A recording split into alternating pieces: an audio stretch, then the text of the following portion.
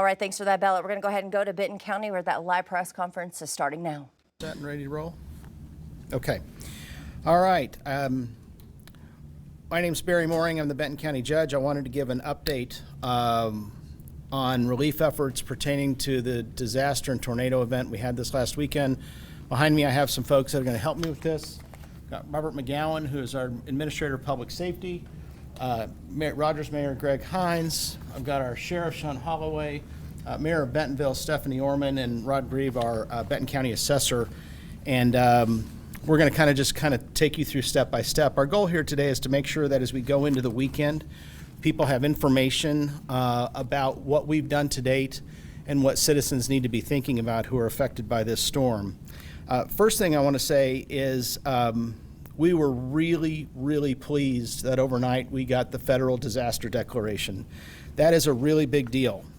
We don't deal with disasters every day, but FEMA and the federal government does, and that disaster declaration means that the cavalry is basically on the way. This is a disaster declaration for private property at the moment. We expect it to also be for public property here before too long. And what that means is FEMA is going to set up something called a disaster recovery center. We expect there to be one in Benton County where individuals can go and actually apply for federal disaster aid. They'll also be able to do it online. And my understanding is, I think they'll be able to do it online as of today out at the FEMA website. This will be for individuals and businesses who are impacted by the storm. And so that's a really, really big deal. I was just on a briefing by Governor Sanders and her team for all the county judges in the counties that were affected, and it was very, very assuring to know that they're out there and that they're on their way. Just a couple other things to give you an update on, and then we'll open it up for questions. At Benton County, we do have a website now. If you go to our main Benton County website, you can link to our website, and there's a specific URL. That website has all of our information that I'm going to share with you today about what's going on in the county, all of the resources we have, and all the things that citizens need to be thinking about. We will update that website on a regular basis, and I'm sure some of the other entities have websites as well. Another thing that happened in the last 24 hours or so that was really important is Governor Sanders signed an executive order that moved off the assessment, the personal property assessment deadline that was to be today. That won't now be until June 30th. Our assessor is here if you have any questions about that. That's going to be a big deal for people who haven't assessed their property to date or hadn't had a chance to do it, and now this week they're dealing with a disaster. So that's a lot of grace coming from the governor's office for that. We also have a couple of flyers that you can print out at that website I told you about. Real simple flyers. If you want to walk your neighborhood or you're part of a church group and you just want to hand out flyers in unincorporated Benton County about what to do with debris and waste, that's a flyer that can help you with that.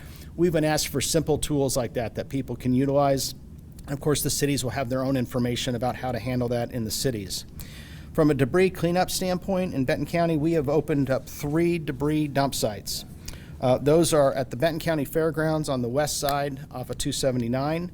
The other one is at the Decatur Road Yard, which is over in the Decatur area. That address is online, but I'll give it to you in a second. 200 Spavinaw Avenue. I just always refer to it as Decatur Road Yard. And then we've opened up another debris site up on Highway 62, the address 603 South Highway 62. That's a Rogers address. A couple of important things about those sites. One is they're going to be open from 7 to 7, Monday through Saturday.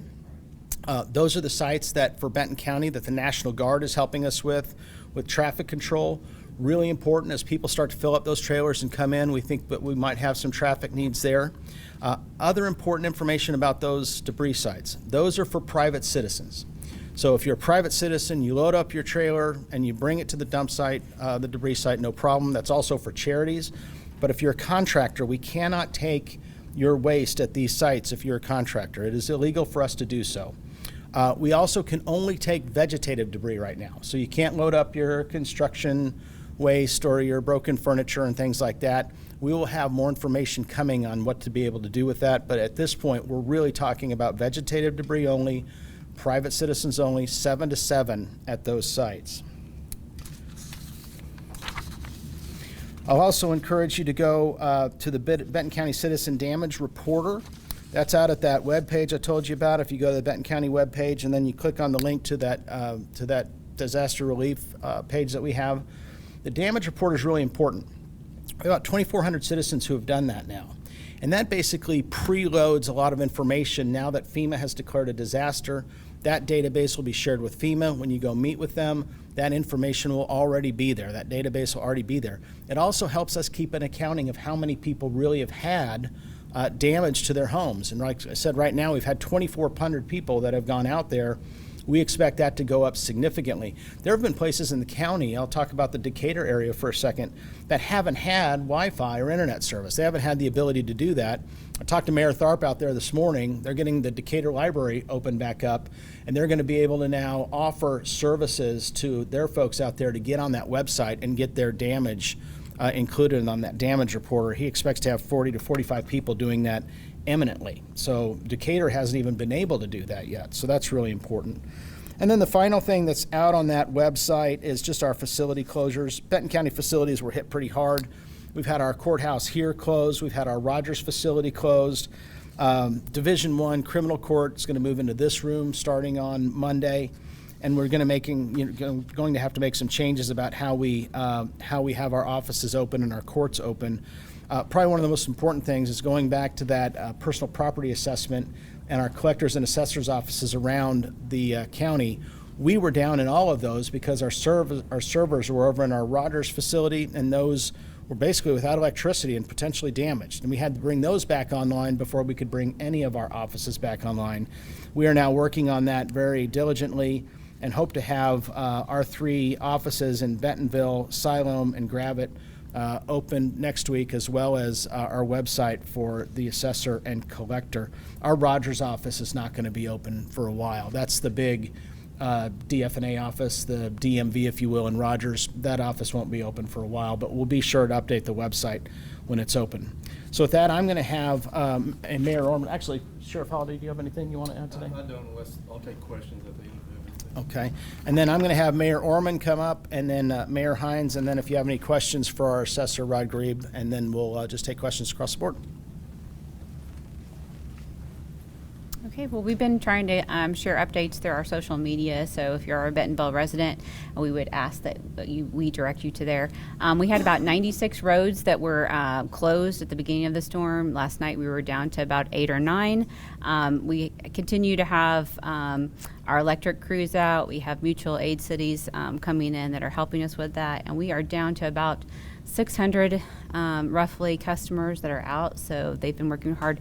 From about 10,000 that were originally out. So we now have shifted some of our crews to debris pickup, and so we're going to be informing the public of maybe some scheduling with that. But right now, we've got volunteers out that are just helping neighbors and getting it into trailers and getting it to one of our 2 facilities that we have for Bentonville residents. We have been asking that you do bring your Bentonville utility with us, but the county also has 3 facilities open for the other cities in the county.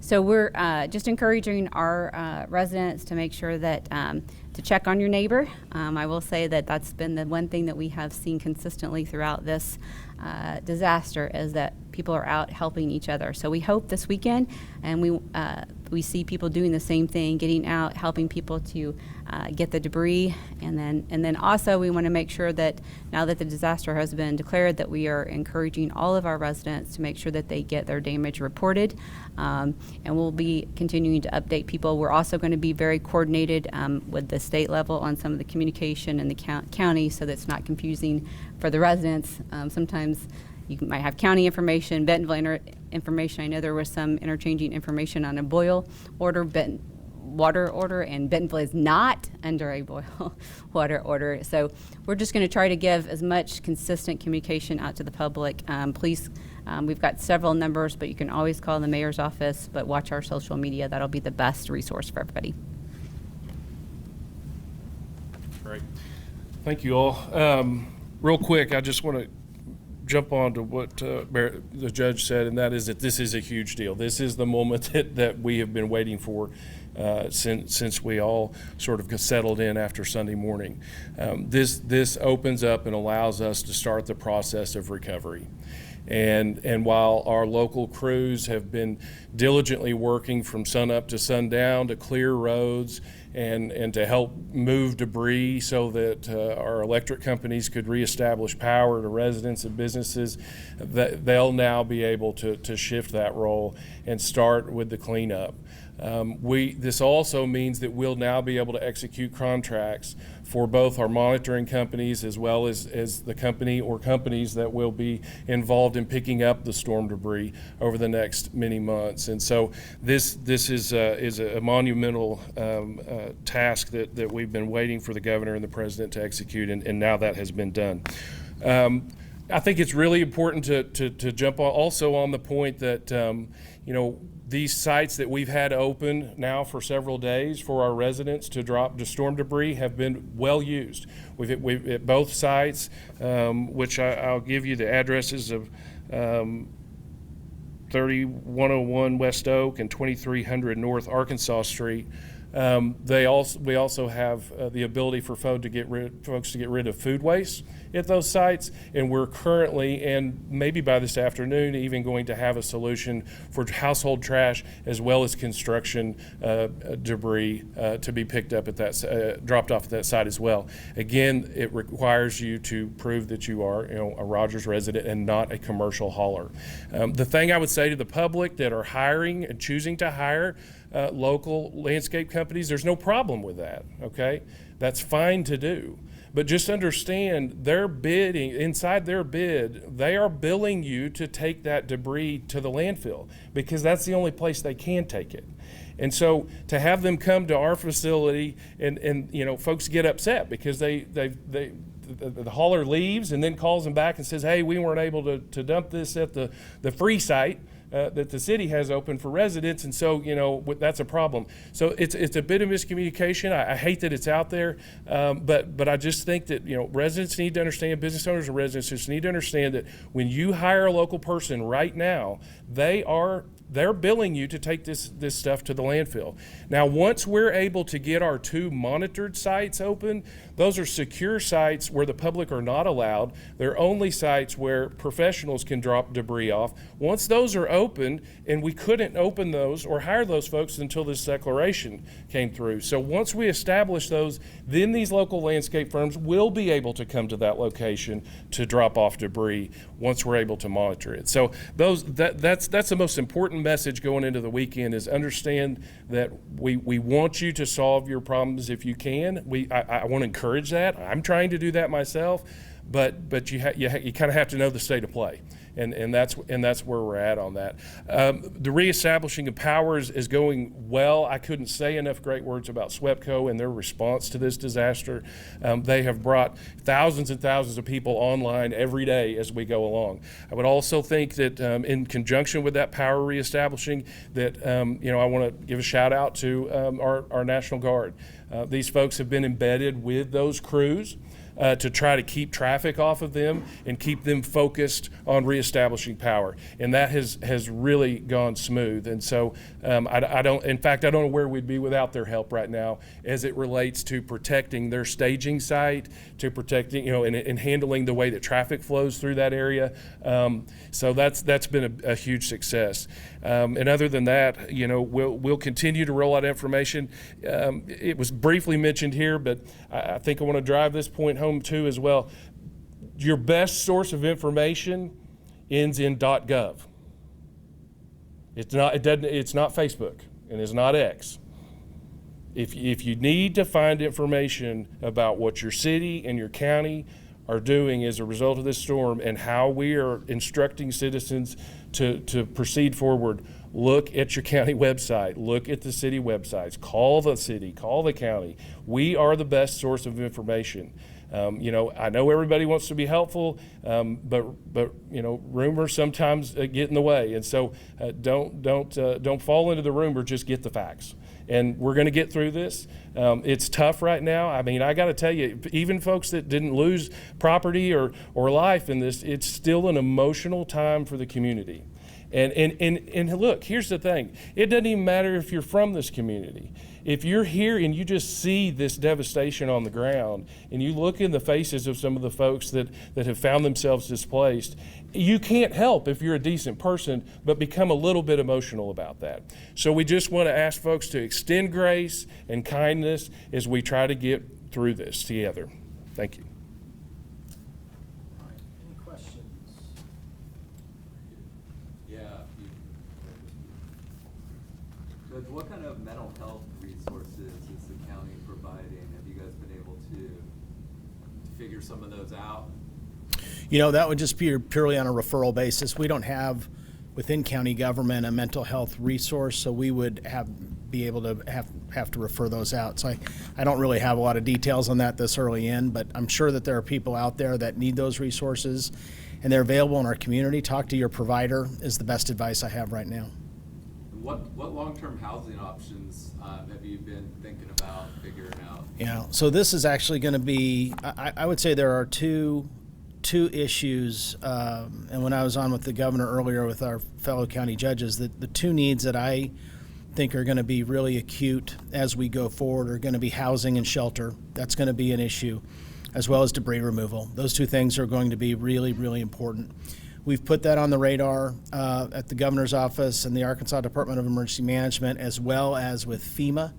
And so we're going to work with them on how we solve that problem. I don't have a solution here today, but we're going to be working on that. We know that we had a housing problem before the disaster hit, and so this will make that only more acute. On debris removal, similar to what the mayor said at the county, we are initiating our contracting process to make sure that we have professional debris removal folks coming in to work on getting debris out of the right-of-way for people who can get the debris there, and we'll be working on that all summer. This is going to be a huge task. My understanding is in Little Rock, they're still working on that from last year's disaster. Any update on the 3 people that were injured? Any updates on that? Do you have an People injured. Yeah. I'm sorry, the fatality count is, Well, yeah, I guess the fatality count and some of the injuries. Somebody in our newsroom on 3 people that were injured in Benton County. I don't have the specifics on that. A lot of times once someone is transported to the hospital because of HIPAA, we're not able to get additional information on what those injuries were or what the progress or diagnosis of those are. It's a no update. Okay. I will say the injuries that we dealt with, other than fatalities, most of the injuries were not life-threatening. Yeah. They were serious injuries, but they were stable once they were loaded on. Come up to the mic. I mean, people, so we can hear. In reference to the ones we witnessed, the injuries we saw, you know, obviously to have an ambulance there was a critical injury, but most of those people were not life-threatening injuries and were transported. Beyond that, we don't know what happens then. Yeah, how busy was search and rescue for your department? It was very busy, just like it was in all the cities. Rogers, Decatur, Bentonville, going house to house, making sure that no one was injured or hurt. A lot of trees on houses. We also had many cases where we had elderly who lived by themselves who had medical needs. So getting those assessed and addressed, that was very important early on. Will there be any kind of aid for people who have lost jobs? So also, in addition to FEMA being on the ground, SBA's on the ground. And so the Small Business Administration will have they're currently here. They have personnel here. They'll be establishing a location where folks can come in person to fill out applications. So those applications, and my understanding is it's much more vast than what the average person would associate when you think of Small Business Administration, to the point that folks, there's examples, they can do car loans, they do home loans. They're very low fixed interest rates over 5 to 30 years in some cases. So yes, that assistance for those displaced because their business was damaged and they're an employee and maybe the owner's not leading that cause, they will have resources to help take care of themselves. Will there be a kind of scale for how damage, and that equates to how much funding you'll get? So I'm not aware of the matrix in which the SBA uses to determine the eligibility of those folks. What I can say in somewhat in line with your question, though, is that when it comes to the FEMA reimbursements and/or losses of full properties, those thresholds have changed as of March and are a little easier and a little broader for folks to apply for. So while I can't get in the weeds because that's not the work I do, I'm sort of just telling you what I've heard from the representatives of FEMA, and they believe that those changes in March will directly affect in a positive way the folks from Northwest Arkansas that are going to need to use their services. Will the National Guard continue to be in town throughout the weekend?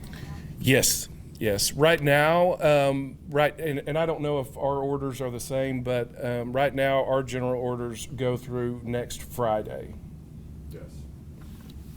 That is yours? Okay, so we're all on the same page. And that's, that's just because you have to establish expectations and determine, how to maneuver. So it doesn't necessarily mean that next Friday, everybody's gone and that won't happen again. We'll reevaluate, continue to have conversations with the governor's office and Adam and the Guard and determine the best way to move forward with that.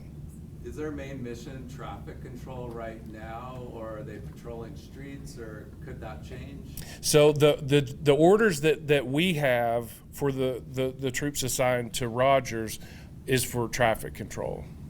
And so if we were to want to expand, so the county's using them, we're going to use them for monitoring. Just traffic control. Okay. So if we want to change the use, that has to go back up through the chain of command within the National Guard, as well as through Adam in the governor's office. But intentionally, you want to keep those things pretty tight as far as what you're asking them to help with, both for their knowledge to send the right troops, but also so that the expectation of the community is understood as well. Is there a budget or a cap on the amount of aid is being given to residents through FEMA, or is it unlimited? So it depends on the category of aid. They certainly have caps on some of their property displacement reimbursements or rebuilds, but I'm not aware of what the cap would be for, say, individual assistance, and I don't know, you may have more information than I do if you want The to. FEMA administrator told us when she was in town that the cap per individual is $47,500. But one thing that's very important to know about this is you have to file it with your insurance first, and then anything that they don't cover and deductibles, or if you're not insured, they're going to have proof of that before they can process the claim. So you are going to have to provide some information to them to file those claims. There is a one-page document that we have that if it's not on our website yet, it will be today, which is it lists the different things that individual assistance will help those individuals with. Is there an estimate yet of how much damage was done to just county-owned facilities, property? Just facilities? Or property, because I have an estimate from the city of Rogers, but I didn't know if there's one for just county. So for buildings, just for the county, we're at $750,000, but there's additional for the debris and everything else that goes along. Is there an updated number yet as to how many homes for sure have been deemed destroyed? There's 2,400 to fill out the damage assessment, and several dozen of those are completely destroyed, but we're a long ways from the end of that assessment. There's a Okay. long way to go there. Right now, we have 54 that are confirmed destroyed, but that number is increasing as we get information reported to us and as we are out assessing that damage. Do you have the number yet of how many confirmed so far of major damage? Yesterday I was told 90. Has that gone up? 146 right now. Thank you. I have another housing question. Another what? Another housing question for the judge. I mean, I haven't looked into it, but I assume, you know, a lot of these hotels and everything's kind of full right now, and we have shareholders coming up next week. I am sure that's been something you guys have been thinking about. Do you know, have an update on if that's still happening, or how we're gonna deal with housing, you know, when we have people displaced and hotels are probably full? So I'd refer to Walmart on any questions related to shareholders. I've not been told that they're not holding shareholders. So I'm assuming, unless I've heard that, they will be. Mayor Orman might have a more specific update on that. And I'm assuming that they have their needs covered for the folks that are coming in for that. But I'd have to refer that to Walmart. Yeah. Okay. Do you know yet when individuals can apply in person for the FEMA assistance? You said that would be like set up? Yeah, so they will set up a center they call a disaster recovery center. I don't know that we have an exact time frame yet. Do we know, Robert, when that's coming? It should probably be at some point mid to late next week. They have to identify the locations, and there's a process they have to go through, but they will move very quickly on that. Thanks. Will there be one physical location, or will there be a few out in the county? That is to be determined. We think we're gonna have two, but we're not positive. And actually, you can go right now onto the FEMA website and apply. And people can do that right now. Yes. Have there been any reports of scamming or looting? Do you want to say?